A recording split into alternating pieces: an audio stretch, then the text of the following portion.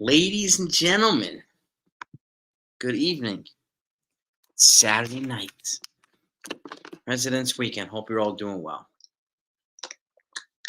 Shout out to everybody in the chat. Who do we have in here? Who do we have in the chat right now? Let me scroll to the top. Sunil, there he is. The man.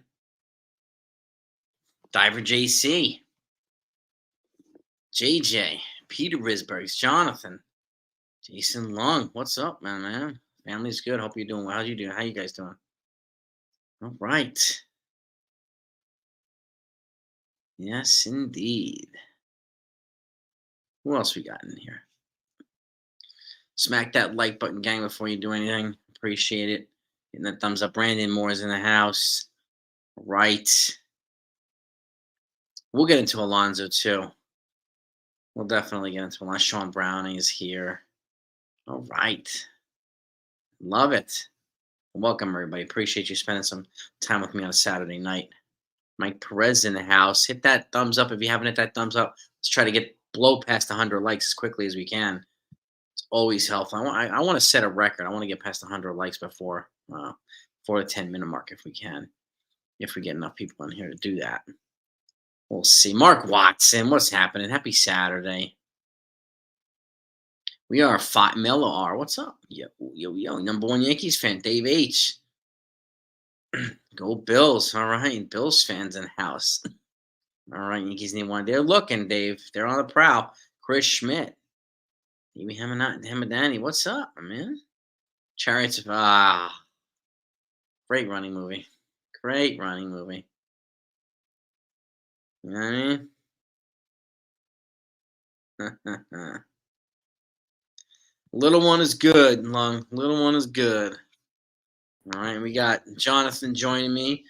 Derek Frieden here is too. What's up, Jonathan? Peanuts here. Brad Potter. All right. All right, and by the way, I'm going to put this in here right now. I'm going to invite anyone who wants to come in for an open panel. Putting the link in the stream. I'm going to put it up on the screen right now. That's the link if you want to join us for the open panel. We're going to do a little bit of an open panel tonight. I want to talk about Can I ask one question before you start? Go ahead. Every time you do stream your open panel, is it a different link? Yes. There's a new link every time you have any type of live stream, whether it's an open panel or not. Okay. So that's why I sent it to you guys, and I sent it to these.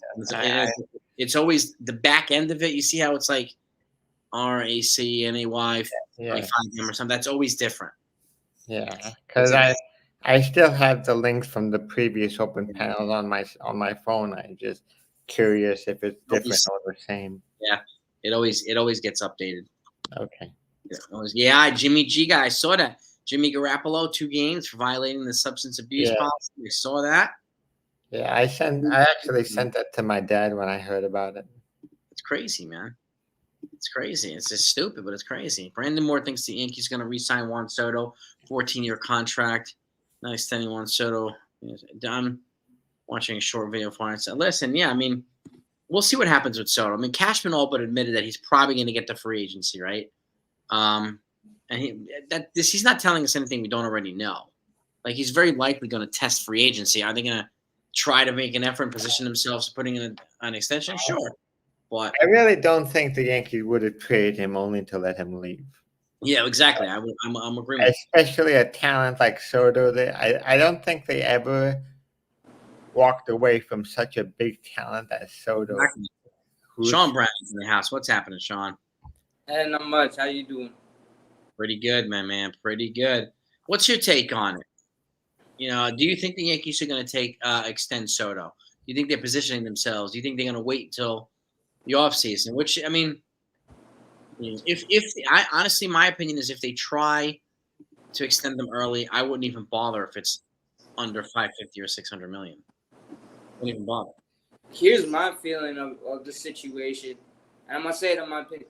It feels like it is with Judge, what it was during that walk year, where everybody was kind of thinking he was going to go off to San Francisco, because he was a West Coast guy and all that. I think the Yankees will eventually either re-sign him when he hits free agency because the way Boras is, in typical Boras game.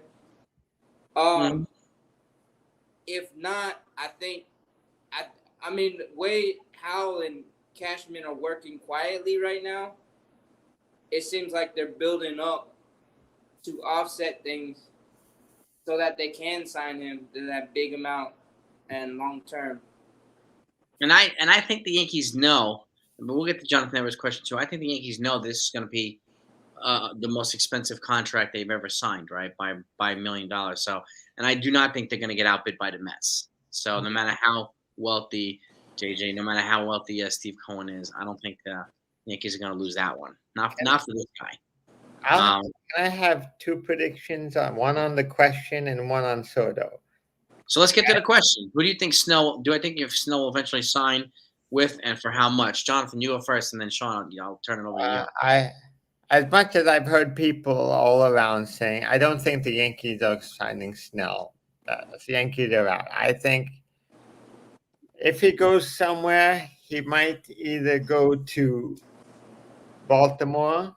I think Baltimore, the top team he would go to, and probably one who is a contender, and another. He's going to go to a contender, one of the contender teams, probably the Angels.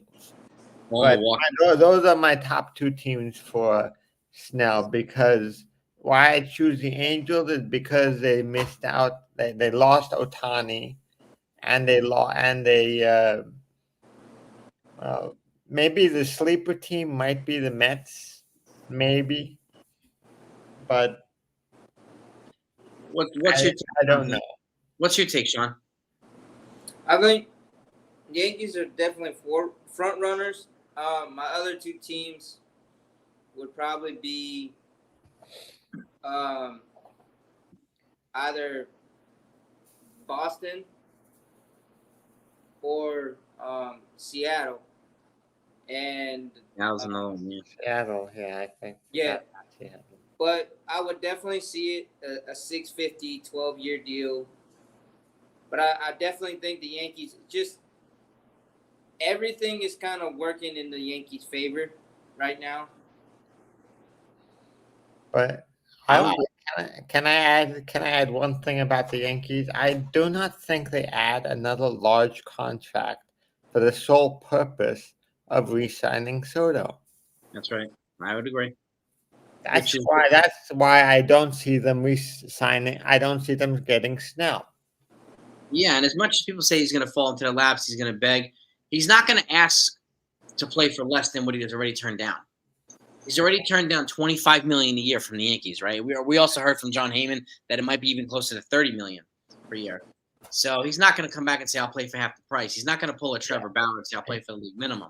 The only way I would ever see him signing with the Yankees, and it will not happen, is on a 1-year deal. I can't see it happening on a 1-year deal. Why would the Yankees give up two The draft? Yankees wouldn't. 1-year deal. I'm saying the only possibility is a 1-year deal, but they wouldn't. As I said, they are also favored of signing the top international free agent. They don't want to jeopardize that. Along with, they traded for extra international money.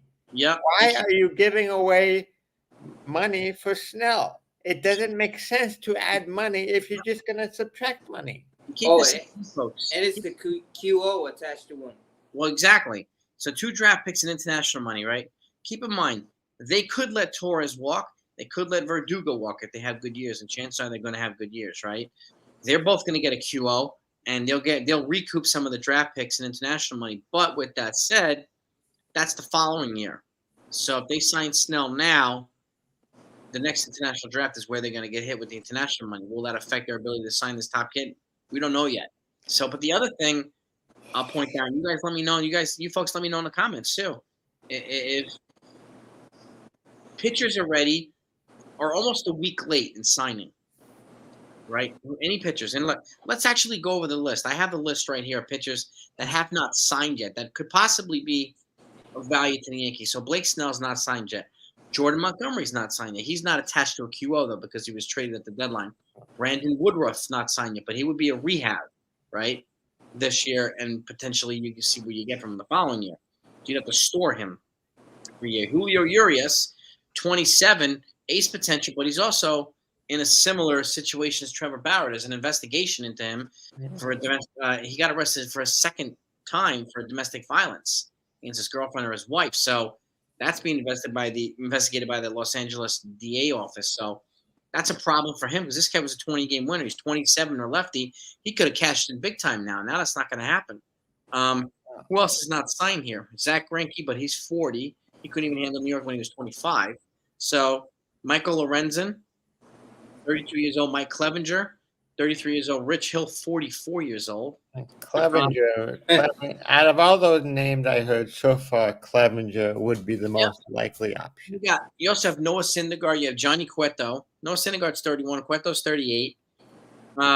Zach Davies, he's 31. But apparently he has a reported minor league deal with the Nationals. But Jake Odorizzi, Vince Velasquez, Matthew Boyd, former lefty from Detroit Tigers.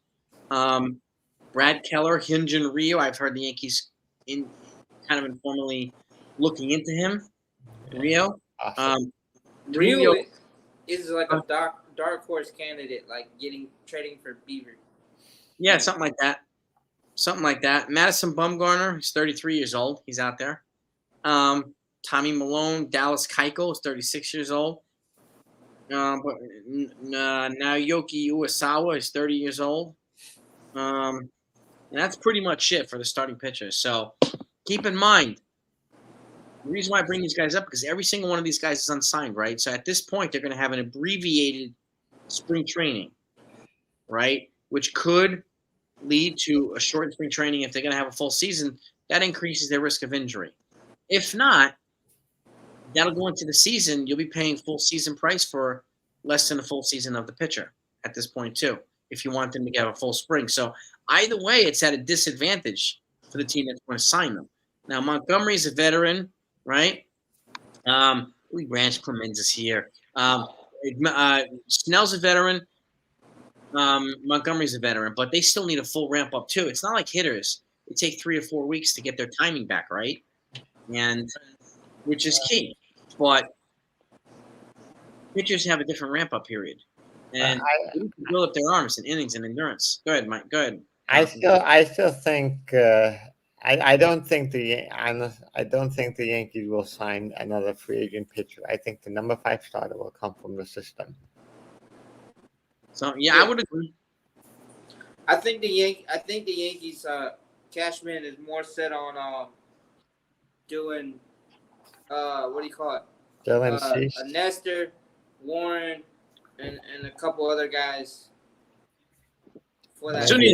Maybe Beater, but I think Warren is the most ready. Probably the front runner for the 5 spot. What's your take on that, Sunil and Billy? I want to turn it over to you guys. Give you a chance to give your insights into this. I think you're hitting the nail right on the head. I think the longer it takes for Boras to get a big name pitcher like Snell or anyone signed, the less likely is that the Yankees are going to sign him. And I don't blame the Yankees for taking that track. I think they signed. I like Luke Weaver. I like. I'm really looking forward to seeing what Luis Gil can bring. It's disappointing that Efros is hurt again. Yeah. But I'm kind of in agreement with what's already been said. I think the next pitcher is probably going to come from the Yankee farm system, or it's going to be in a trade, and it's not going to be like a huge blow your socks off type of trade. It's going to be for a journeyman type pitcher, and you can find some good deals that way. So you could. I mean, like Bieber's out there is available for trade. He'll probably be the cheapest, or the most affordable one to trade for. I'm sure they're looking into other values as well. And even Hyunjin Ryu, he's a Boras client too. So Boras reps almost everybody. But again, the longer these guys wait, the less ramp up period they have. So it's going to affect their ability to be prepared when they need to be prepared. So Neil, I want to turn it over to you. What do you think, man? Boras has got to be given the Angel Hernandez treatment in Major League Baseball at this point. I'm done with him. Yeah, I'm done with him. he, I'm done with him. he needs some noogies, man. He really needs a bunch of noogies. He does. No, he needs like the top heads from Major League Baseball to basically take him out of his profession, and then he needs to come back and sue some people. Be like, oh, I'm being like, people are being prejudiced. I'm like, yeah, because you're such a douchebag, basically ruining people's careers and risking them to potential of injury by abbreviating spring training, God forbid, and eh, you're doing things at a detriment for a financial detriment, risking their ability to perform in the big picture, Yep. potentially even risking at some level shortening their careers if that injury grows to a certain magnitude. Mm-hmm. God forbid. I think I don't know if you guys let me know if you agree and disagree, but I think he misread the market for a lot of his clients. Yes. Now, He could. correct me. I'm sorry. Go But ahead. Yeah, correct me if I'm wrong, but didn't we see this happen in 2019? Weren't Kind Machado of. and Harper also uh, Boris clients, and didn't they sign in like February and March that year? yeah, they signed late. Yeah. I Yeah. get the feeling that over the years, general managers and owners are just sick of Scott Boras. They're sick of what he does. They're sick of the games that he plays. They're sick of the way that he plays teams off each other. He always uses the Yankees to try to get a bigger deal from other teams. I think Hal Steinbrenner, give him a little bit of credit. I think he might just kind of be sick of Scott Boras, and I applaud him, and I haven't applauded Hal Steinbrenner for a while, but I applaud him for they made the deal, they made the offer to Blake Snell. Blake Snell turned it down and made a ridiculous counter offer, and they said, oh well, that's where you want to play, fine. Here's a guy named Marcus Stroman who's probably not got the skins on the wall that your client does, but you know what? He wants to be a Yankee, so let's sign him. Good luck to you, sir. I'm totally down with that. And it is, I mean, I'll say this. I mean, it is Scott Boras' job to get as much money as possible for his clients. He wouldn't be doing his job otherwise. But, like, in some cases, some of the counters, like you said too, Billy, some of the counters are ridiculous. Like, I mean, 9 years? The 10-year, 12-year ask apparent for Cody Bellinger is crazy. The 9-year, 270 Blake Snell's crazy. Like, I understand, countering 5 years with 9 because then the midpoint is 7. Maybe he'll get that extra year. But, if the ask was 7 and they offer 5, the compromise would be 6. So I understand the logic with that, but I think he's reading the market, misreading it for some of his clients. Yeah. I can see Jason. It wouldn't be surprising if, to me, if Snell signed for a lot less than what he was expected to. So Jason, do you see Houston having a lack of pitching problem potentially and going after one of these two guys? I mean, Montgomery, first of all, he practically owned them in the playoffs last year, the ALCS. That's one. Snell would be a good out if, let's say, Verlander is down for a significant part due to his injuries and his delayed start to spring training, potentially delaying his start to the regular season. His shoulder. Yeah. I mean, possible. I could also see them making a trade if Shane Bieber shows to be healthy, like a low key trade or something like that. Which God, cushion. If you get Shane Bieber to get the same spin rate as Verlander, that's like a younger version. Yeah, I mean it's it's true. And I want to answer Carl's. Carl wants to know what teams are out there that would sign Snell. Or I mean, the Orioles. I don't know if the Orioles are going to spend that much. To be honest with you, like. I could see them all trading for Dylan Cease more before I could see them signing a Snell. I don't know what you guys think, but let me know what your thoughts on that. So the Rays definitely won't do it. No. Maybe with the new owners, they might get Snell. Before the new owners, no. Yeah, definitely. Seattle. Seattle. I don't know anything about the new owners. So whenever you have a new owner, two new owners, you're more likely to spend in the first. They want to make a splash. Yeah. Billionaires. It's also spearheaded by a group that's led by Cal Ripken, so who's a god in Baltimore. So they're in a good position. I think my sister met Cal Ripken on the train. That's pretty cool. Mhm. Bregman, yeah, Mike thinks Alex Bregman's going to walk. I wouldn't be surprised. I mean, I know they just gave Jose Altuve a big extension. I mean, they might have to let Bregman walk in order to sign Kyle Tucker, Yeah. their outfield kid, who's going to. I think some of the players will walk. I don't. Some of the players will walk. Astros won't keep everybody they currently No, have. I mean, they just spent a lot of money for Josh Hader too, And and Altuve. Altuve. Tucker wants $300 million. Well, that's all right. Stupid No, question time. Correa is he a Boras client or no? Yes. Okay, well, see, so we already mentioned 2019 with the difficulty that Boras clients had. Correa's. I mean, he signed with the Mets and then he didn't sign with the Mets because of injury issues. I think, like I said, I'm restating my initial point, but all of this is pointing to just teams kind of getting wary of Scott Boras. And but what you said is absolutely true too. I mean, Scott Boras, he has to try to get as much money for his clients as he possibly can. I just think he's probably just over the years, he's just really overplayed his hands and he's really wore out his welcome, I think. And look at the 4 clients he's representing right now. Like Blake Snell, aside from his 2 signing years, the years that are in between it are not very great. So he hasn't really thrown more than 120, 130 innings pitched. So there's that. The portrait of consistency, it's not like Corbin Burns. The portrait of consistency is not there, aside from those 2 big seasons.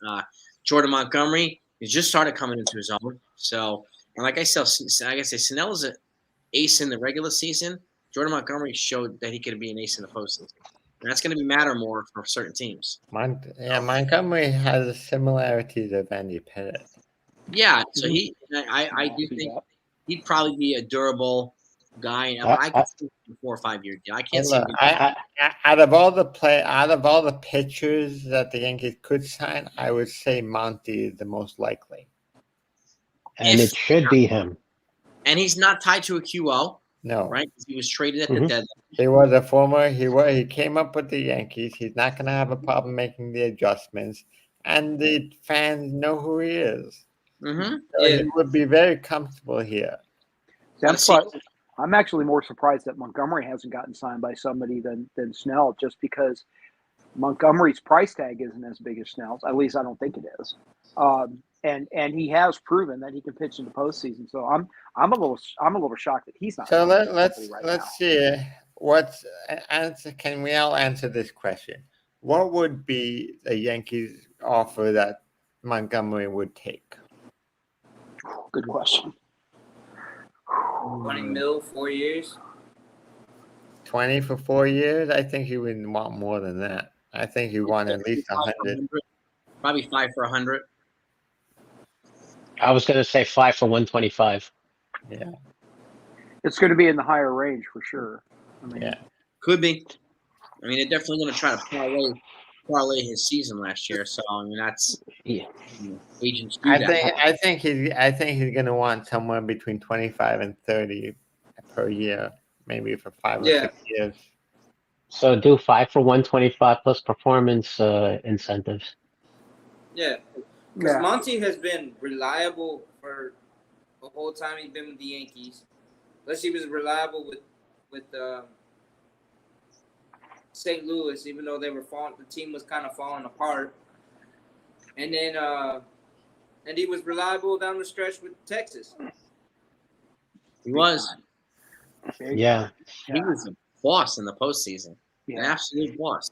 So Texas is another team that surprises me, that even though their TV deal is supposedly done, they are still taking time to get other pitchers. And if they realize they've got Scherzer on the shelf to start the year, DeGrom to start the year on the shelf. Yeah, Texas is going to have a slow start to their season. I think also this TV year is only a 1 year deal for them. It's not a long-term thing. So I think they're probably considering that too, whether they're not going to have it the following year. But you're right. Like I said too, like I know the Yankees are banking on a rebound from Rodon and Nord Cortez, right? But so are the Texas Rangers.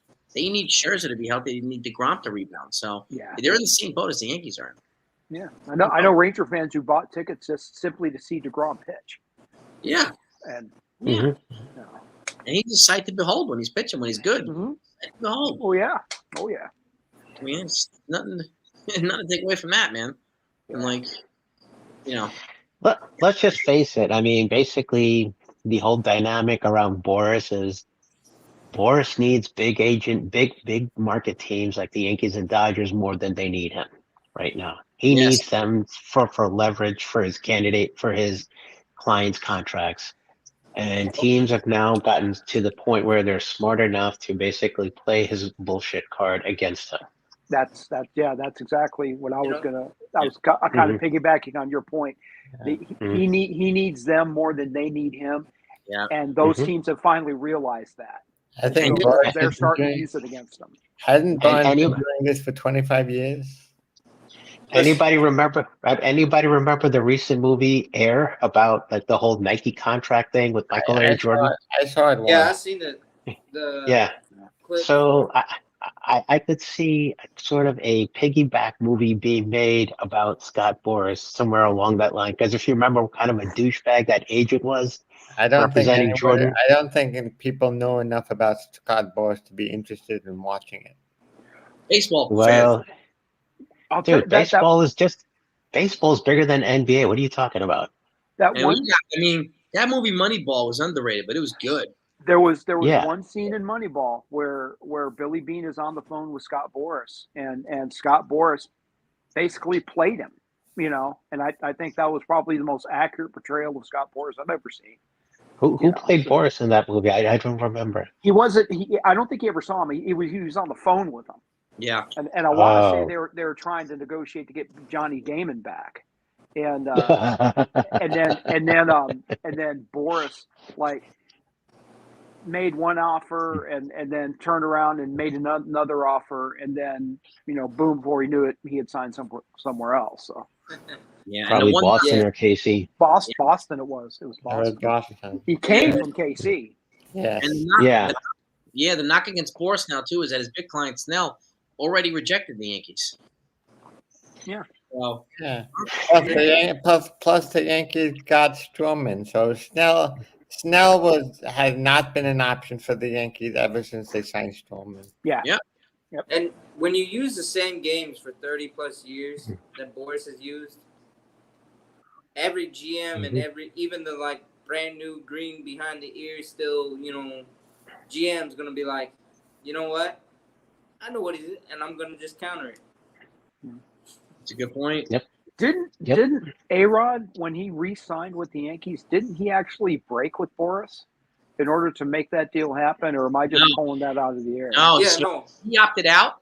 I'll tell you what happened. He opted out of his contract, and then Cashman had a trade lined up for him to send him to the Angels for Jared Weaver and a couple other folks. And then Cashman was vetoed by Hank Steinbrenner.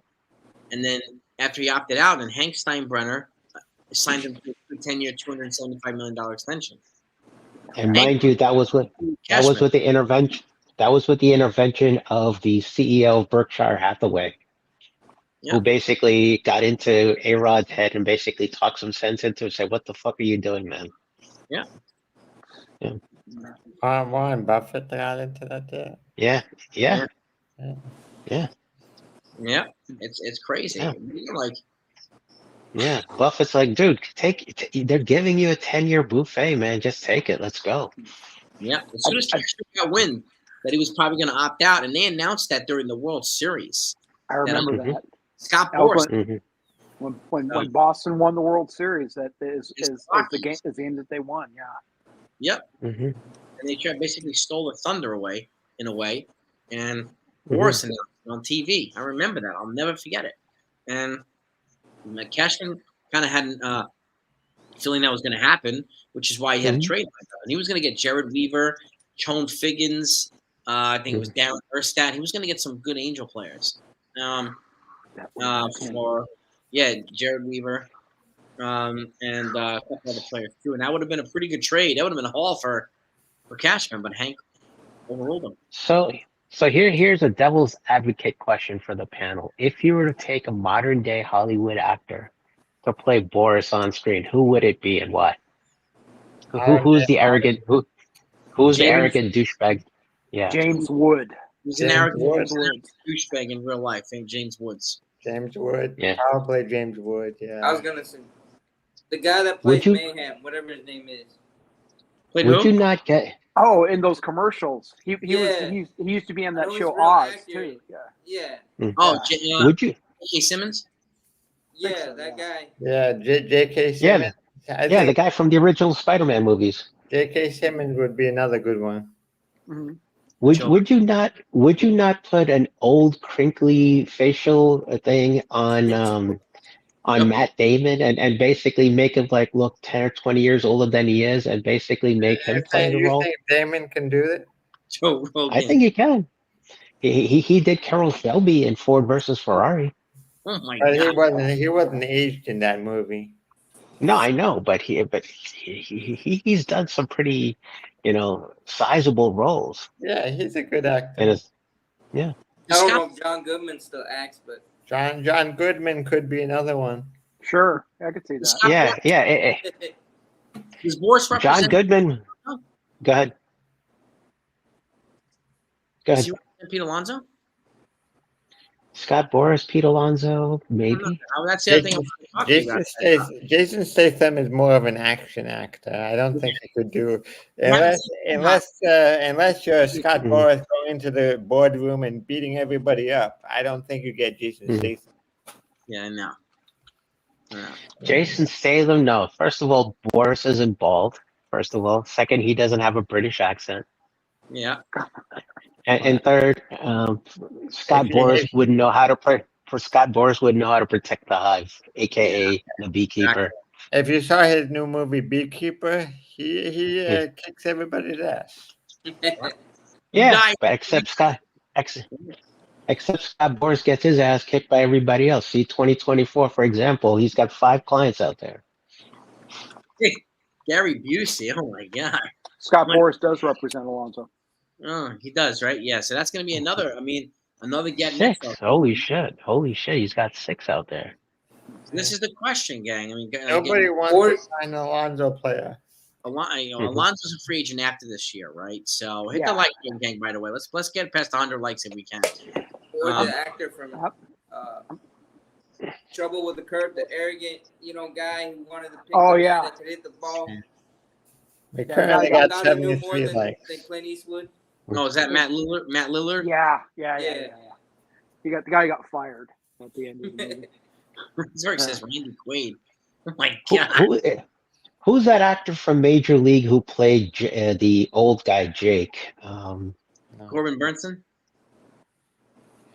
No, from Major League, from like Oh, back in the late 80s. Taylor? Tom Berenger. Tom Berenger.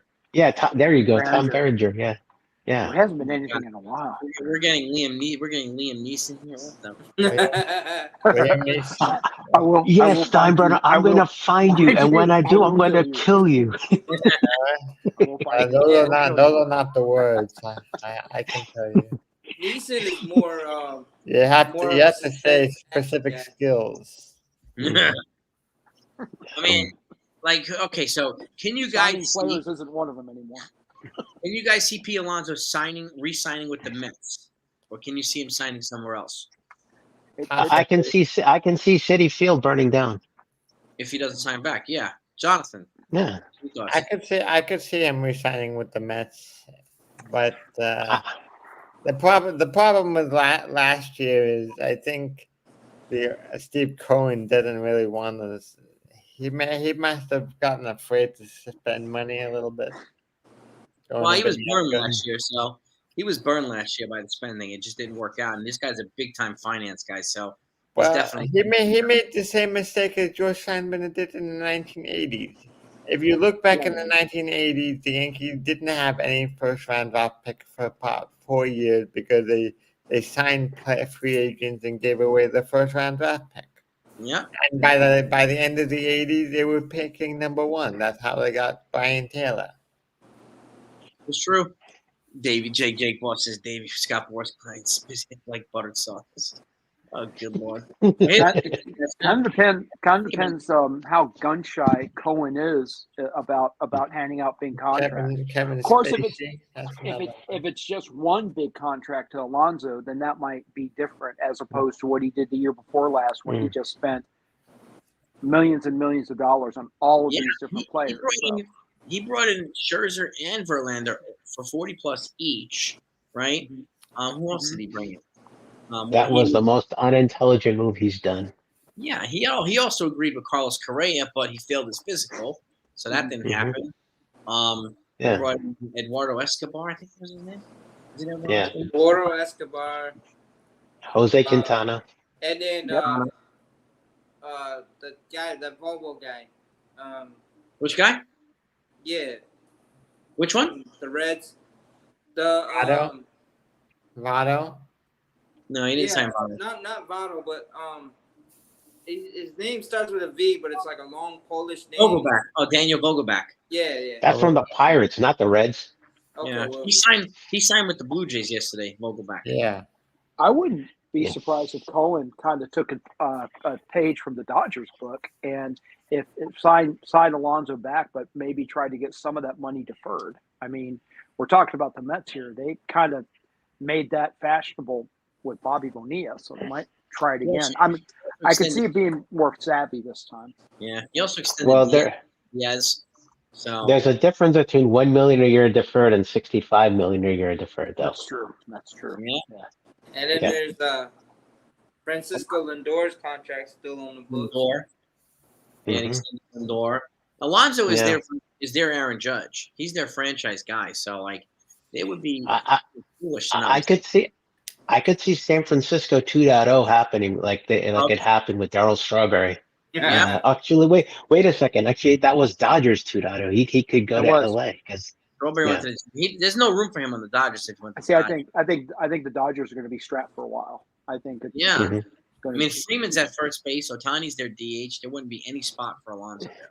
He could either go to the Reds or to the Cubs. Who's that first? Who's that first base for the Dodgers? Freddie Freeman. That's right. That's right. Yeah. Mr. Double Machine, Freddie Freeman. Yeah. That's right. Nice player. Yeah, I mean, I know the Phillies are. Jay is saying is the Phillies are already in talks to extend Zach Wheeler. So, and I would if the Phillies get Pete Alonso, Met fans, bloods would be boiling over, red, white, and blue. Oh my God, it's not even going to be a pretty sight. Yep. If he's re-signing in the AL East, Met fans are going to shit bricks left, right, and center. Oh, I mean, with the Phillies, and you could be the DH there. Bryce Harper's first base. You add him to that lineup. Oh my God. Good. Either Philly, or God forbid, if Braves. With the Braves, if Matt Olson has an injury thing, or if he's going to the DH position, or if the Braves even need a DH more so because Ozuna's gone, let's say, or whatever. Yeah. I also think Boras is hoping that there are a couple major injuries in spring training, so teams are begging him to sign his free agents. Yeah, I would imagine so. Boras needs to get checked for concussion himself because the way he's going right now, the symptoms seem to be pointing there. My dark horse for Alonso is the Reds because I mean either Votto retired or he's going to his last year. They said they weren't going to re-sign him. He's a free agent, so if he signs somewhere, it might be somewhere else. We'll see. Reds don't seem like the type of team that would spend a lot of money. Could you see the Chicago Sox doing it now that they got rid of their previous first baseman to the Astros in free agency last year? Abreu, yeah. The White Sox are a mess. I don't know if he's going to want to go to that place. That franchise is in a mess. And I don't know. I think the White Sox might be getting an owner change soon. The way things are going. And Alonso's a clean kid. He's a clean-cut kid. He's a good kid. So he's 29 years old. He's a hell of a slugger, but I think he'll go to a team that's in better standing. Maybe Maybe the north side of Chicago, Cubby Land. It could be, but it makes it makes all the sense in the world for the Mets to re-sign him. They'd be crazy to not re-sign him. Yeah. But Yeah. if they don't, I expect them to go to a team that's probably gonna make the Mets pay for not signing him. So that's gonna be an interesting one. But again, they're like two guys. Like, I mean, back to the pitchers. I mean, as long as these pitchers keep waiting, a lot of teams are not going to want to sign them. Yeah, like I said earlier, I think Snell will have to take a short-term deal. Probably. Probably. And I wouldn't. If I was in charge of the Yankees, I wouldn't sign anyone with a QO. Well, neither would I. Neither would I. And it makes all the sense too, like for the Mets to re-sign back to Alonso, because Steve Cohen's building like a compound, like a Disney World around Citi Field now. The whole neighborhood. He's building a whole entire fortress around Citi Field, turning into like a Disneyland in Queens. So you better re-sign your franchise guy. He's investing like a couple of $1 billion in this. Yeah, a homegrown franchise guy. Yeah, but it's I mean, to Jonathan's point too. I wouldn't be going in with guys with attached to a QO either. So if I had to choose between at this point, Snell and Montgomery, it would be Montgomery. Yeah, Montgomery, for the reasons I said earlier. Agreed. He has a history in New York, and fans would welcome him with open arms. And he costs less. Would any of you welcome Monty in open arms if you see him in the opening day lineup? Hell! I was salivating watching him pitch in the World Series at the idea of him going back to the Yankees. I mean, I'd be totally down with that. Yeah. I'd be like, hey, you want your number back? Yeah. Yep. God. I really want. If you guys could predict a team that you think Montgomery would go to if it wasn't the Yankees, what team would it be? Queens. Boston. Red Sox. Red Sox. I would probably say Red Sox, but I don't see the Red Sox spending any money. That's the problem. The Red Sox have been very frugal over the last 2 years. Yeah. Yep. It might be Baltimore. Baltimore. I think. Yeah. Well, Sunil said Astros, or he suggested Astros. See, I could see that happening too. Yeah, for Boston. So just keep an eye on Boston because Theo Epstein just joined them. The Fenway Sports Group is a new owner, and a senior advisor. So watch out. I don't know how much influence Epstein will have, but if he has the old school influence like he did 15 years ago, 20 years ago, possibly. And the other thing about Monty is, remember his wife, I think, works in New England. Boston. Yeah. She was her medical residency in Harvard Medical. So I think Boston is probably the favorite. I mean, Monty could even go Philly. Phillies? Sure. I just think he'll probably end up within a train ride from Boston if he doesn't end up in Boston. Well, that's also counts New York. Yeah. New York, Philadelphia. Queens or the Bronx, Yeah. So it's probably going to be somewhere in the Northeast. Yeah. And to Davey's point here, so I think the Milwaukee Brewers could be a dark horse for Snell. They could replace the Cy Young Award winner what they traded away to Orioles for another Cy Young Award winner. That's true. Well, to go to a previous question, now that they lost Bradish in Baltimore, that's probably more a incentive for them to add a pitcher. Now, whether it's by trade or by signing, remains to be seen. But I could see Monty fitting there. Yeah, sure.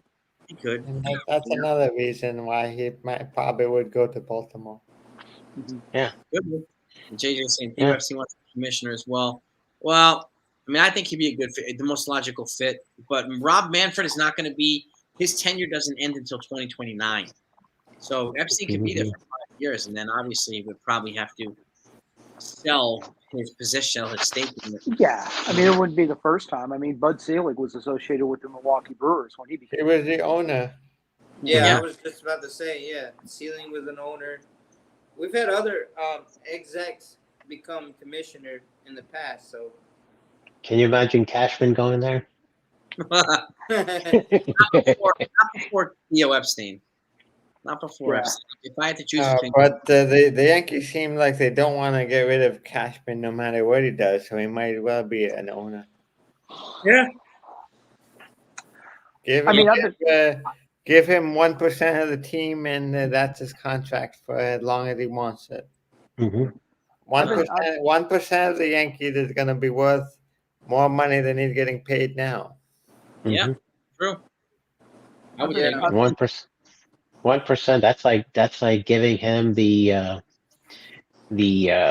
casualty deductible on a homeowner's insurance policy when you have a hailstorm. yeah. Uh, True. I mean, I've been saying for years that Cashman and Boone are probably never going to get fired by Steinbrenner because he's comfortable with them. that, But yeah. but the tone coming out of spring training right now, even Hal Steinbrenner is a lot of things. I think Hal Steinbrenner is a businessman. So Yeah. I think if something goes horribly wrong for this Mhm. season, Soto forgets how to hit, Garrett Cole drops off, or for whatever reason, they're just not able to be competitive anymore. I think this conversation will be different. I think you might see Cashman kind of be shown the door along with Boone. I think I don't know. And I hope that doesn't happen. I really hope that doesn't happen. But I think Mhm. at some point patience wears out. And I Yeah, think and to your point, I will add to this. Mm. Assuming the Yankees do not win this year, anything, what's more important, winning or comfort when you're the owner? Do you want someone who can win, or do you want someone who can make you comfortable? Well, it depends. Like to Joe Long's point too. Here, he said, I mean, Cashman does his job is not only to get him in the playoffs, but to make them as much money as possible, right? Which he does. So, and who would replace him in that regard that could make him as much? The only person that right now that could replace him is probably Girardi, but they're not going to do that. Okay, Girardi is replace Cashman as GM. No, Boone. Oh, man.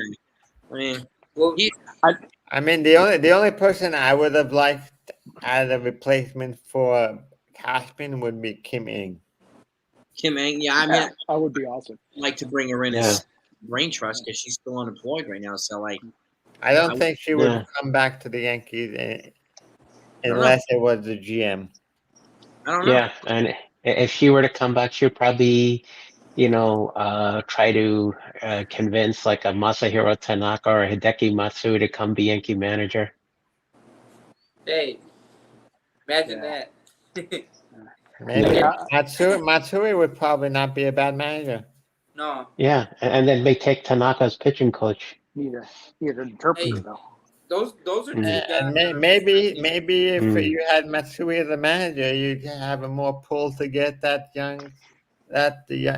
other Japanese guy who's going to be available either next year or the year after. Well, I forget his name. Murakami. Not Murakami, the pitcher, the young Roki pitcher, Sasaki. Oh, Sasaki. Roki Sasaki. Yeah.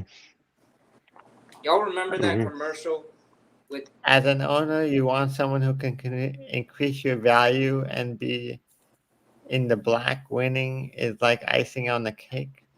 Yeah, As an Mhm. owner, I want someone who can win. 100%. Mhm. If I Yeah. if I go to the playoffs and win the World Series, Mm. that will make me a lot more money than sleeping in my and sending my players Yeah. home in October. And what's more Yeah. What's lucrative? Sean? Series in New Yeah, York. Sean's trying to say something earlier. it's I was just saying I remember that commercial where I seen it one time and I think it was back 2016 or something. But I think it was like Judge or somebody was hitting in the cage and Mhm. Brett Gardner and then Matsui said something to him in Japanese. Mhm. And then the guy was like looking and then Brett Gardner translated for Matsui It was just, but you could see the respect though that he. I remember a commercial similar to that. Yeah. I mean, what do you think? How about this? What do you think of Gardner as a manager? You think have to he'd be- take the dugout roof off of in the Yankee Stadium dugout, because then you would have them sticking bats up there like I anything. think Gardner as a manager would be pretty cool. I think I Gardner do. would be perfect in the sense of Gardner was a role player, an everyday, but he got respect from people, even though yes he was a prankster, and yes he did take the bat and try to put as much holes in the dugout as he could. Yeah, you Just got to like, take the just like dugout pulling roof off. nail in the water bottles, Yeah, Yeah, with the all water the coolers. water coolers. water coolers. I'd like Yeah. I'd like to see him like get a shot at a minor league manager job first, just to see how Jeter, that goes. Jeter would not want to be a manager. He wants to be an Jeter's owner. not doing that. Yeah, Jeter ain't What doing what that. what about who's the current AAA guy? We got Shelly Duncan. Duncan. Okay. Yeah. Duncan would be good. I mean, Yeah. what's his name? Buck Showalter had a long, career as minor league coach and minor league player before he went into majors. Yep. Managed. Yeah, and Shelly Duncan is a former Yankee. Yeah. Jake Posada. Posada. Jake Boss wants to know Yankees didn't scout Yamamoto every game if the hype and salary guy would have been less. I don't know, honestly. I think the Yankees, when you're courting a Japanese player, the effort that you put in matters, right? And they courted him. They had somebody in his game every single week for an entire year, Yankees. So the effort was second to none, right? And we found out that, Cashman said the other day the Yankees were their actual runner-up. Even though the Mets offered the same thing that the Dodgers did, 325, the Yankees were the runner-up, okay?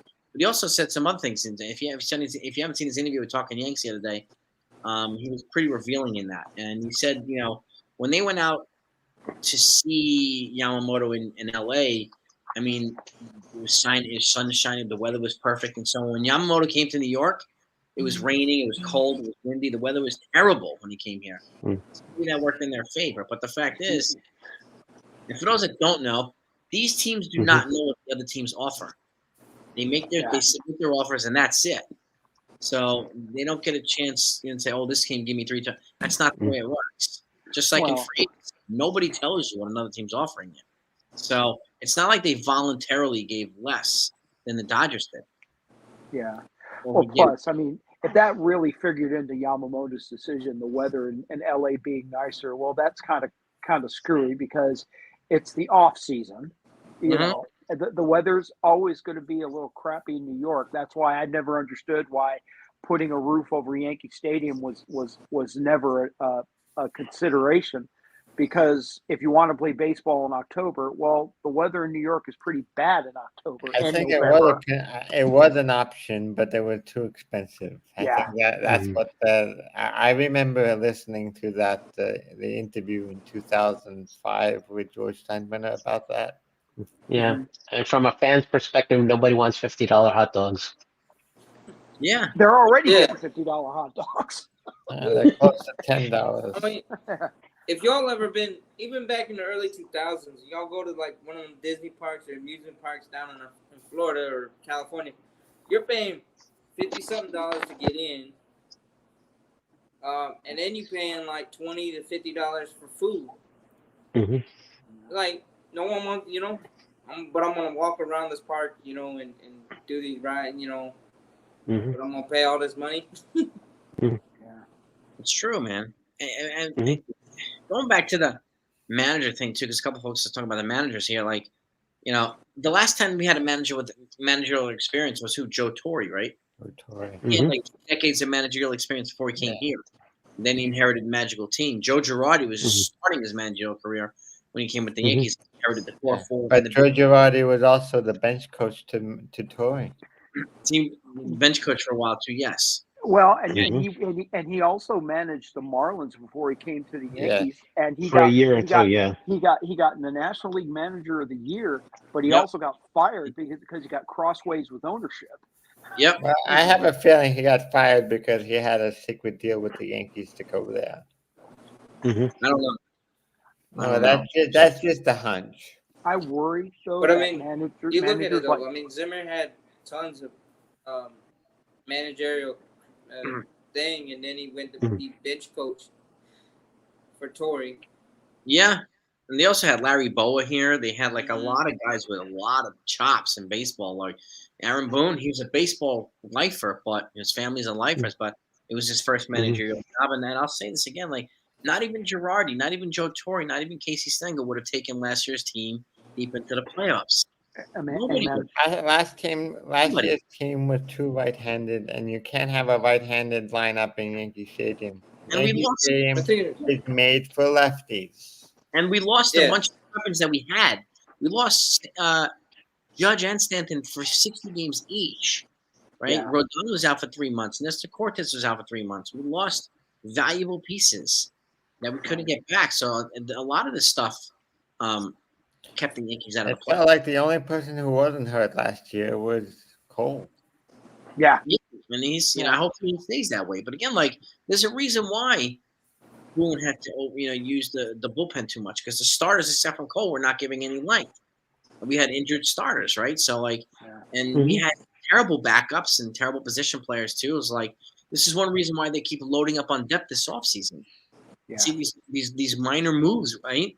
Minor moves, they're adding up depth, and the depth is a hell of a lot better than it was last year. So, Did they change the strength and conditioning staff? not that I know. I don't think so. I think it's the same medical staff. No. Yeah, man, as far as we know, it is. We haven't heard any news, but I don't even know if that's news that they would report. So I have no idea. That's Probably not. I All we mean, know right now, all we know is that the guy's Jason, healthy and in shape. Yes, Neil. is Herman still out there on free agency market? Yes, he is. yeah, there was rumors about him having talks with the Angels. Yeah. That's how he was Nothing Wow. official yet. a few days ago. So imagine this then: two former Yankees trying to replace Otani's output. Aaron Hicks, you know, for the offense, and then Domingo Herman for the pitching mound. Yeah, exactly. Yeah. Having Having two former Yankees to having two players to replace the output of a one-time generational two-way player, who's probably not going to be a two-way player for much longer, I would imagine. I don't think he is either. I think you're absolutely right. But it's amazing to me how far Domingo Herman fell and how quickly he did. Because let's not forget, he pitched a no-hitter last year. He pitched a Perfect game. Perfect game. And you know, nobody's knocking on his door. I mean, he must have had some really bad substance issues for him to fall that. It's like running for president. It's like running for president. You have too many skeletons in your closet. Yeah. Well, apparently not. Last year was the first year the Yankees had a perfect game and didn't win a World Series. Yeah. Yeah, but also it's two. Correct me if I'm wrong, but it's like two issues with alcohol and with the team. It wasn't just like, oh yes, he had the domestic stuff. He also checked before, and then the alcohol. He checked. He also had this. He also had the sticky substance thing too. Yep. Yeah. Yeah. He was trying to tell through a translator to the umpires that he was having peanut butter and jelly sandwiches in the dugout. Yeah. Yeah. No, I just put tobacco in my sandwich, but Torre wasn't fired. Torre's contract was up. That's true. Yeah. KY. Same thing with Girardi. His contract was up. Same with Girardi. Well, I remember a lot of people were shocked that they didn't bring Girardi back. I think Girardi was shocked when he didn't get brought back. Girardi, I like Girardi. I think he probably could have managed the 2017 team better. I like Girardi too, and I like Buck Showalter. What I worry, my fear is that managers like that who are really old school and will get in a player's face and are really intense. For some reason, though, that kind of manager is out of vogue right now. You don't see a lot of those managers getting jobs. I think the problem is you need a manager to be your boss. You don't need the manager to be your friend. He needs to get on your case to get you to do your job. if you have your manager as your friend, just getting you to lay back and do whatever you want, you It have seems- no mental motivation. That's It one reason seems- we're starting Brad Osmus too. Osmus is an in-your-face type of guy. He's like a And Larry. Osmus is also another guy I see as a potential replacement to Boone. He's an in-your-face guy. He's the complement to Boone is more zen, right? And he might be the type of guy to get in players' faces and so on and so forth, rather than Boone. So If Boone gets fired, I could. Yeah, we These are just hit tough. 100 likes. all right, thank you, gang. But Thank you you. can see how it looked like in football. You notice that Bill Belichick didn't even get an offer after he parted ways. That's true. That's Yeah. true too. But then you see Reed, Andy Reid, who's about roughly the same age. He has a little bit different style. He's old school, but he's like, I'm gonna let the players be players, but I'm gonna hold them accountable when I need to hold them accountable. And it's kind of what you need. as a Belichick manager. hasn't done anything since Brady left. Funny how that works. Yeah. But I mean, Yeah, and, He was. Belichick's never changed his style of coaching. He grew up in Navy, right? With that mentality in Navy Academy. His father was a coach at Navy Academy. So he never changed that style. It just worked well with Brady and Gronk. And, The Patriots were lucky to get Brady with a 6th-round pick. If Belichick never had Brady, nobody would know his name. Well, Brady wasn't even the starter in college at Michigan. He wasn't even their starter. showing my age, and I think Sunil living in Texas will back me up on this. When the Cowboys were really, really good, everybody put it on Jimmy Johnson for good reason. Jimmy Johnson put that thing together, but Jimmy Johnson goes to Miami and he doesn't have Troy Aikman anymore. Granted, he had Dan Marino, but it's like what Jason was saying about last year's Yankees. You could resurrect Casey Stengel and put him with that team, and they still wouldn't have made the playoffs. You could take Jimmy Johnson. Miller Huggins. Yeah, if you don't have a quarterback, it doesn't matter how good your coach is. And if your quarterback doesn't have weapons he can throw to, Amen. Yeah.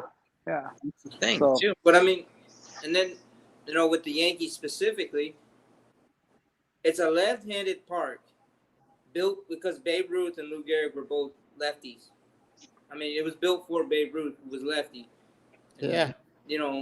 But so then you have a right-handed dominant lineup with 2 lefties, and one of your star lefty gets hurt.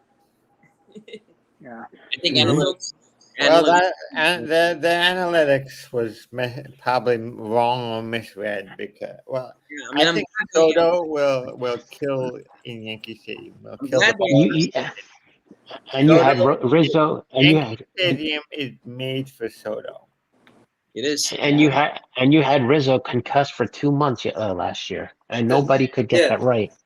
That's who I was talking about when I said their star left, because the lefties they had was Rizzo, Jake Bowers, Willie Calhoun, and then Big Ben switches Calhoun. Hicks, Cabrera, and then Jason Dominguez.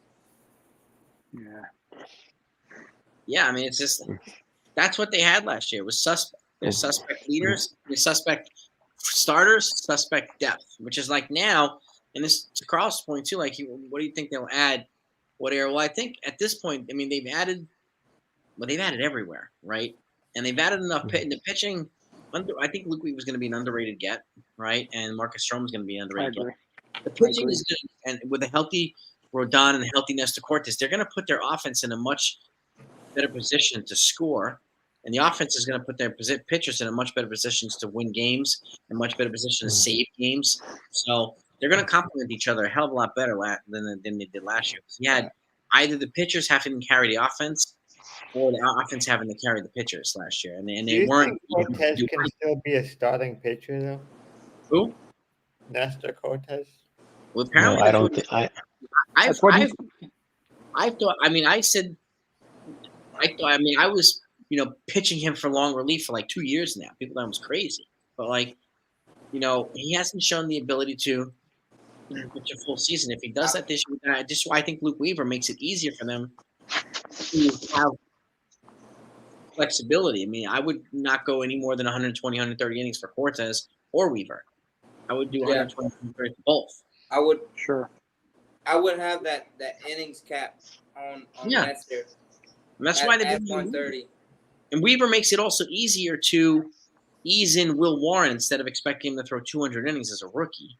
It makes it easier for them to ease in Luke Hill instead of throwing him to the Wolves too.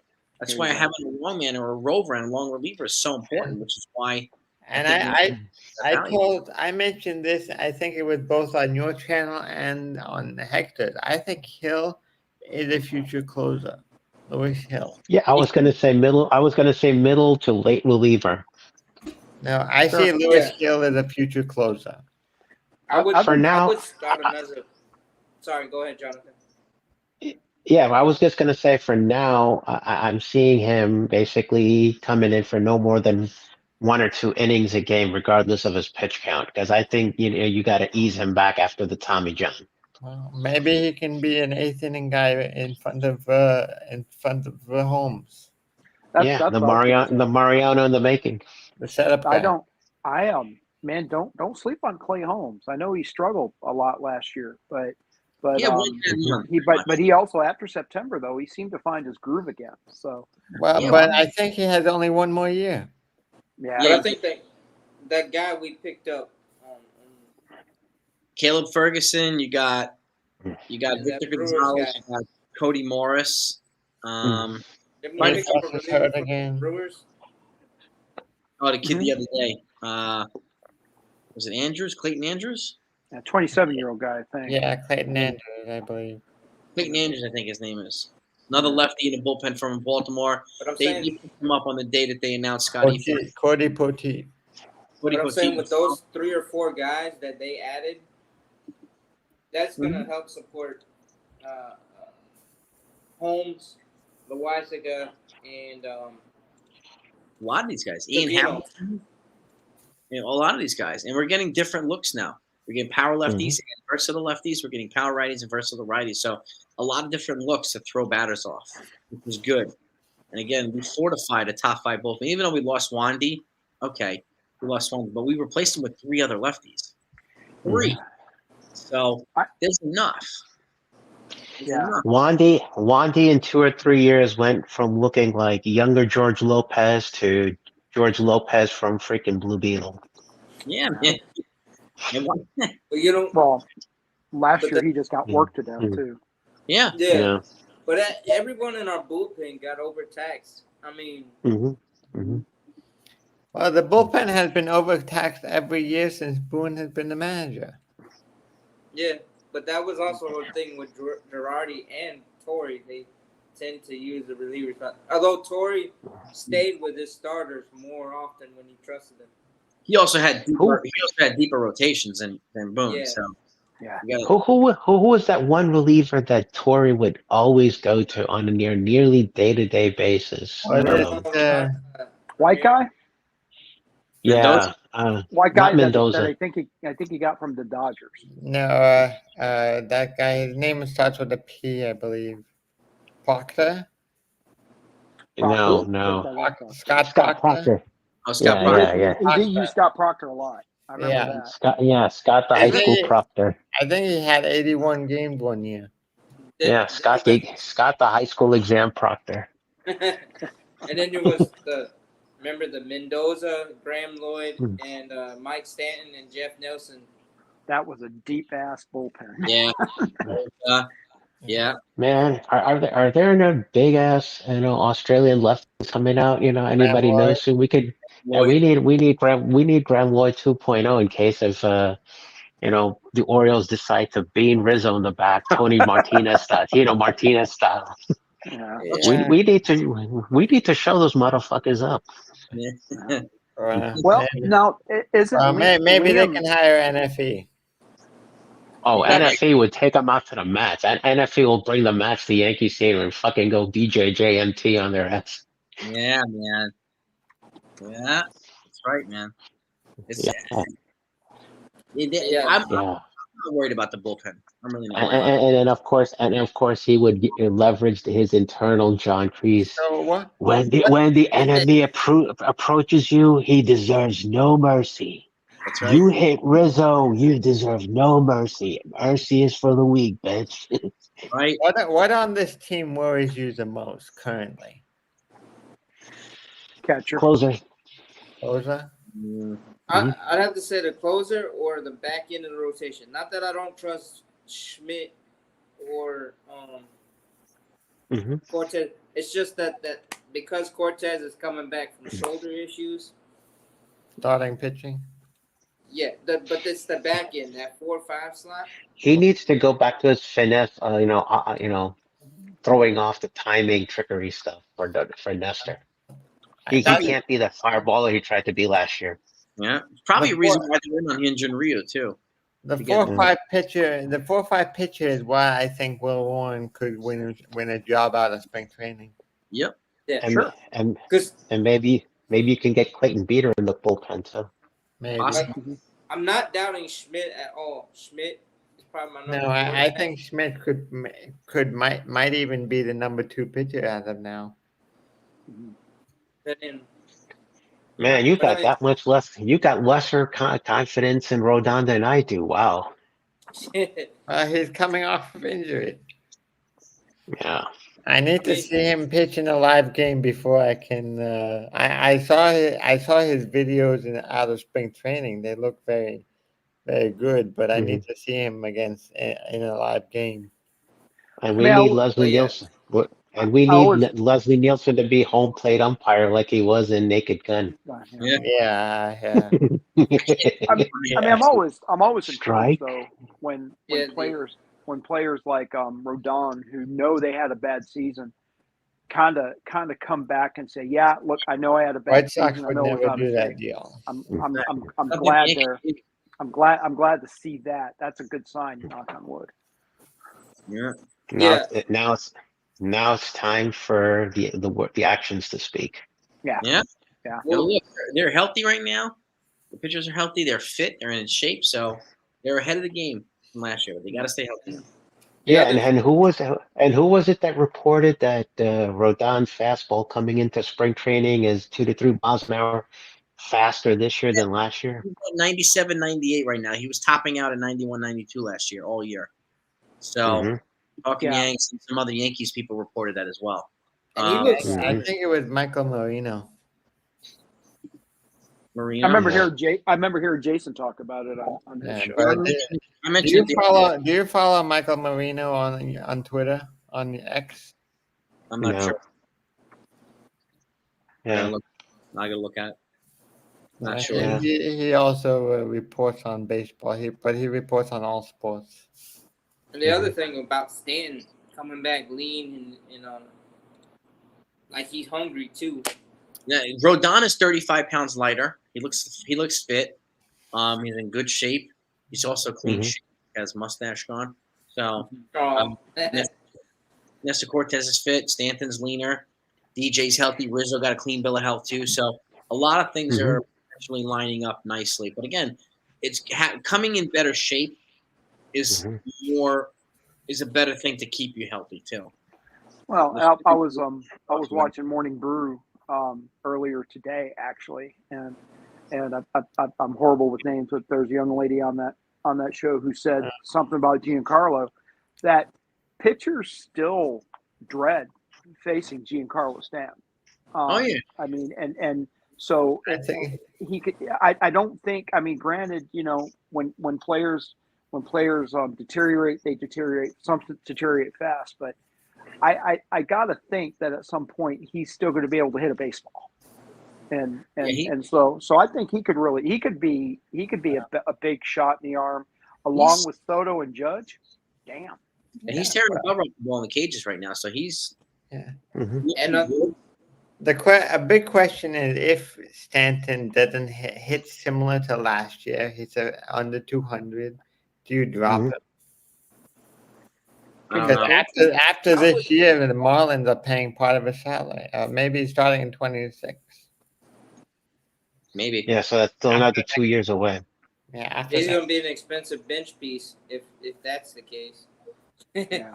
Yeah, he no was kidding. always going to be an expensive bench piece. You don't. A guy like Stanton has broken down a lot since we first got him. He's And guys, pretty much keep in the mind too, like, DH. it's not only the fact that these guys lost weight; they lost weight and they got stronger and fitter. Just losing weight alone is not enough. Like, Stanton's done some things to strengthen the lower part of his lower body that's going to help keep his legs under him when he's hitting. So, like Rodon, he's in much better shape. It's not just a point of losing weight. Like CC was a prime example. When he lost a lot of weight, he wasn't as effective. He needed that weight. CC. So, but he's a different case. But like these guys now are in a much better shape than they were last year. It's not like Rodon just went on the grapefruit diet and lost 40 pounds. Like he's actually fit, which he looked like he was out of shape last year. So, Yeah. CC looks like Al Roker on steroids right now. He's Yeah. big, man. He's fit. He looks diesel, CC, man. But could Stanton have a resurgence like Strawberry when Strawberry came back in the league? He could. Dude, give me Stanton for 90 minutes a day on the treadmill. I'll have him stealing bases like Anthony Volpe. He's But healthy. no, He's dangerous. Yeah. my thing That's is right. That's right. like what- I am dangerous. like what Grace Monroe was saying, and to Billy's point, Stanton still has that fear factor that, you could see it even like last year, like pitchers were still pitching carefully to him, even though he couldn't hit, the broadside of the barn, but, Yeah. That's true. I have that fear factor. I have that fear factor after, people have that fear factor of me after I ate so much Taco Bell. I'm just saying. I'm telling you, dude. You want to stay out of the plastic, man. I knew we were going to go there sometime. They just must do Pilates and yoga the same way. There's a lot of different philosophies. And pickleball. I'm more into functional lifting too. Being a former competitive runner and baseball player and athletes that I coach too, functional is more specific to the sport than just your Olympic lifts, your deadlifts, your bench press, and your squats. Like those things don't matter, but you don't want any lifting that's going to compromise your range of motion or your flexibility. And this is where I think folks are like you see some of these other folks that are doing stuff in the gym that really is more specific and explosive in nature to the things that they've been normally doing. So I think Stanton's probably taking some of that to heart, and he's adjusted his. But again, like you need to increase your range of motion in the hips, your glutes, your lower body, the legs in the back, your hamstrings, your glutes. Those are your push-off muscles. So those need to be flexible, right? Your braking muscles are your quadriceps in the front of your legs. So there has to be a balance of strength and flexibility at the same time. You got to be, it's like a rusty nail. Like you got to put W40 on your joints. How do you do that? By having a functional flexibility method, functional stretch method. So these guys gotta be finely tuned machines. And when you're a guy like Stanton, who's gigantic, he's got to make some changes. Just like Judge's got to make some changes. So these guys are huge, huge. So I'm hoping that they like Pilates and yoga would help, but they may need more functional stuff than that. Sure, we'll see. And I think they could alternate, between cardio, core, or whatever they're focused on, different groups. The way we did it in the military with our PT, it's cardio one day, the next day is your core or muscle failure PT. So and again, what is baseball? You're going from standing to sprinting. Yeah. So you have to have your fast twitch muscle fibers warmed up properly. How do you get to that point? Right? Are these guys doing conditioning that's going to enable them to do that? That's why you see a lot of hamstring. I don't know how you get to that point. I'm not familiar with that. There's certain things that you could do to help get the body ready to be fired up, and part of it's the warm up routine too. If you're warming up outside and it's cold, it's got to be an active warm up. Otherwise, it's counterproductive to your warm up. So ride a bicycle. Bicycle is a lot of things you could do to warm up the muscles. And again, like if you're doing a warm-up routine, and then you're going to do a static stretching in the cold, you're letting the body cool off. And then you're trying to fire the muscles up again. It's kind of counterproductive than what you're trying to do, if that makes sense. So Yeah. an active routine for a lot of these guys would probably be a better routine. But I mean, I don't work for these teams. But if I was a trainer, I would be encouraging them to try that. And as a running coach and a former competitive runner, that's one of the things that saved a lot of injuries for runners. Saved a hell of a lot of injuries, being able to having the sequence properly, warming up properly, doing the firing up, the plyometrics, the drills, triggering the muscles so that you're not going from nothing to Usain Bolt. You got to get to that point in between to enable you to do that. The muscles have to form. Yeah, it's my understanding of case in point. A lot of people like the idea of Noah Syndergaard being an option for the Yankees to bring back. Well, and feel free to correct me if I'm wrong, but I think what happened with him is he got really obsessed with the idea of throwing a faster, increasing his velocity. So he started lifting weights to get stronger, and he got hurt, and really haven't heard a lot from him ever since. He was like a Hulk. Yeah. So yeah, it's how you work out. I mean, you can't work out like a football player in baseball. Yeah, a pitcher should always be more concerned about the control rather than the speed. Yeah, or flexibility. Not everybody can do the Rocky workout. Yeah. Climb up the mountain, scream like a diesel bearded guy screaming out a Russian name, Rocco! And not just that. Then you remember he was doing the chopping the logs and then lifting all the logs and then lifting. That was straight up raw dog right there for Rocky. That was all natural outside, chopping wood and jogging in the snow and climbing the mountains. That's straight up all nature right there, baby. Where Drago was needling up in the gym and he had all that stuff. So he's Scott. The Russian Scott. That's right. Hey, rest in peace, Carl Weathers. Oh man, I heard that. Rest in peace, my man. I heard that. Yeah, I got to meet him a couple years ago. He's a nice guy. He's really cool. Yeah. Really, really cool guy. But again, I mean, that was what we were talking about when we wanted to talk about that, like the pitchers, Pete Alonso, like all these different. And I like the fact that you brought up some new topics, gang, and the folks that the other things that we've talked about, because this is to me, the Yankee fan community has an encyclopedia of knowledge, right? And we can always pivot to something else, and we can always tie things in to other things. Like we went from functional training to muscles to freaking Pete Alonso, the pitchers, to everything. Carl Weathers to managers, GMs, to bench coaches. But we didn't manage to piss off Uncle Tess by mentioning pickleball yet. This is true. Give it time. We're not done. And we also didn't mention he who must not. Billy, you got to get out of Unity Park, man. They got the 12 courts ready to go since right around Thanksgiving last year. Now they're gonna put up all open play and pay to play setups over there in Highland Village. Yeah. Okay. By the way, before I wrap it up, look up Jackson Holiday, the number one prospect for the Orioles. He has a channel. Yeah. And they show him training with his dad, Matt Holiday, and his friends. Part of their training regimen is pickleball. Yeah, they do that at OTAs and NFL too, I think. Yep. They're building pickleball courts over in South Lake too. My daughter. Oh, it's madness. It's complete madness. Do you think also we would ever hear from Drew Jones? He would drafted just after Holiday. Andrew Jones' son. He's with the Diamondbacks. He's a top 10 prospect in MLB. Oh, if he's with the Diamondbacks, he'll probably be up in a few years, couple years. Yeah, and the Diamondbacks. Yeah, and maybe the same trade that the Mets made for Acuna's little brother. Oh yeah, Angel Acuna. Yeah, Luis Angel Acuna, I think his name is. That's right. I wonder when Jack Leiter is going to be, Al Leiter's son, Jack Leiter. He's not doing great, actually. I wouldn't be surprised. He's struggling, I think. He is struggling. Did he make his major league debut yet? No. Jack Leiter. No. Neither has Kumar Rocker. He's been struggling too much and I don't even think he might have made it to Double-A, but I don't think so.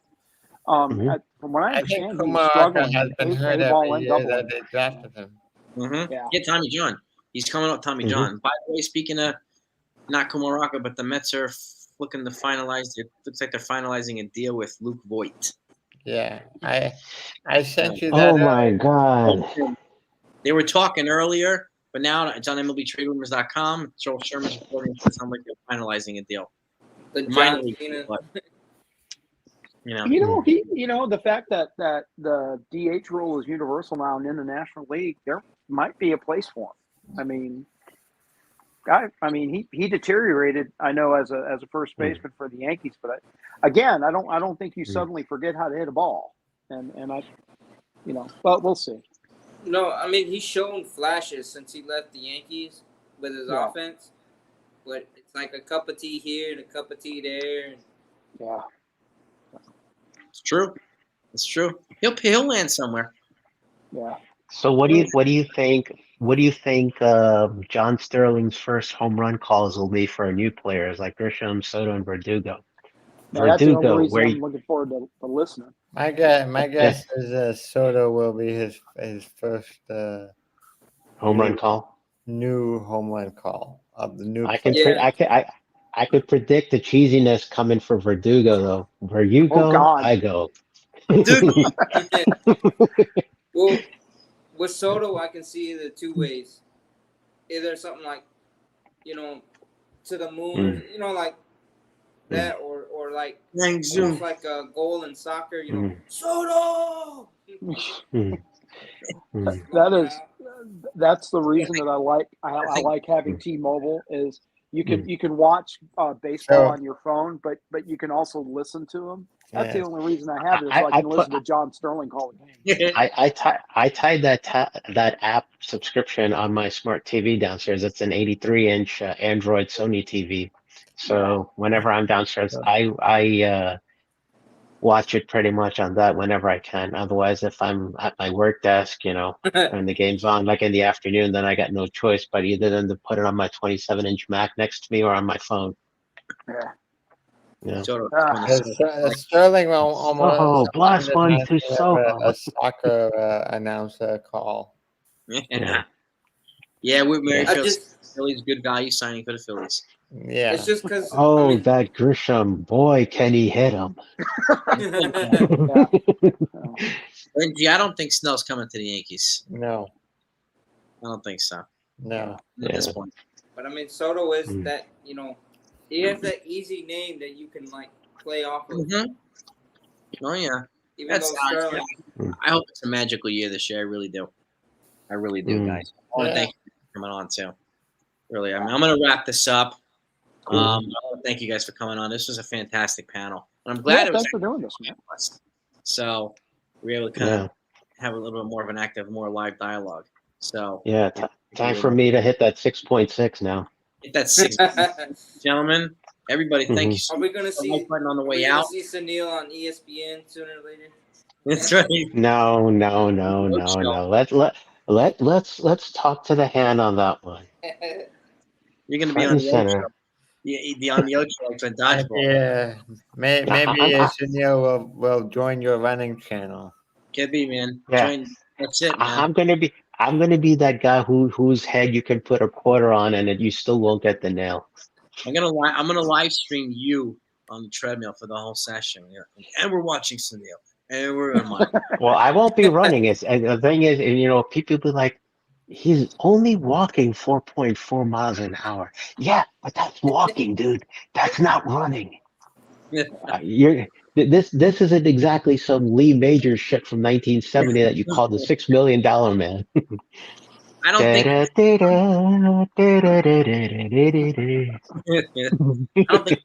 no room for Chapman. We have the technology. They're running Jordan Groshans the other day. There's no room for Chapman. Just like there's no room for Gio Urshela.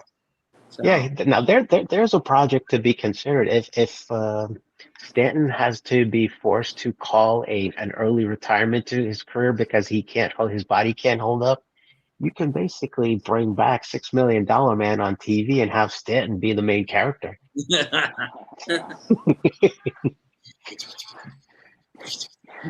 Oh my all of the millennials and the Gen Zs who are on this channel right now, eyes just glazed over. They have no idea what you're talking about. They're like, Yeah.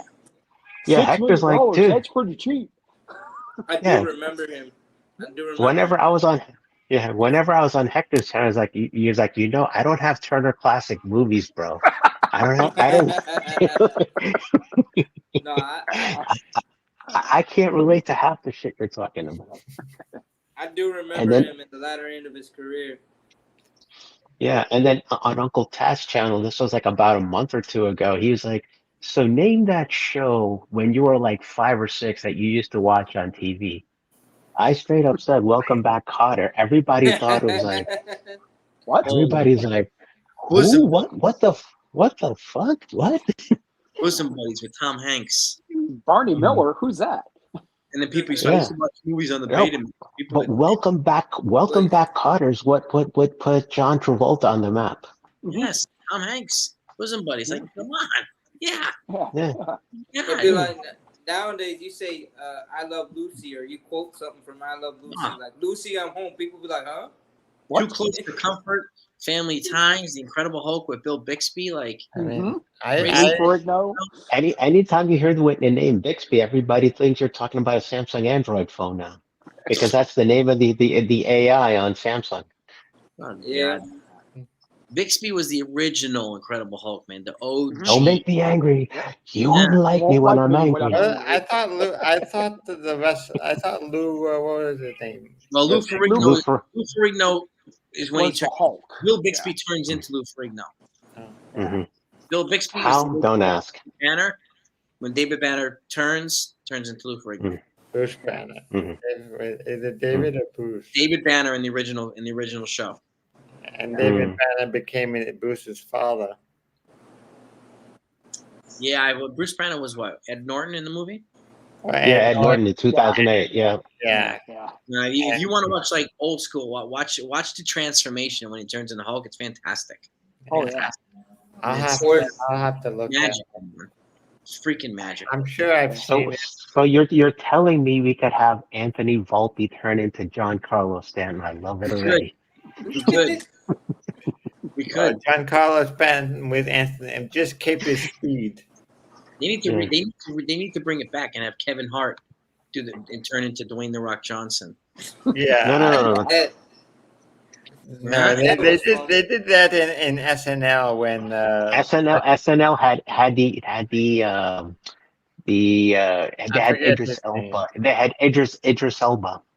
No. It wasn't Idris Elba. It was someone else that turned into the Hulk when you said the Barack Obama, and then he threw out the actor who was playing John Boehner and No. Actually, they on SNL they had Idris Elba as the Impossible Hulk or something like that. It was crazy. Yeah. Well, that was funny when the Rock was playing Obama. Well, Verdugo's wearing number 24 this year. Oh wow. So that for those that don't know, Verdugo's wearing number 24. Tino's number. You know what? So what do you think they're gonna do with 21? And are they gonna retire it, or are they gonna give it to someone? I thought it was retired already. Was it 21 retired? Yeah. Yeah, They it was. officially retired it.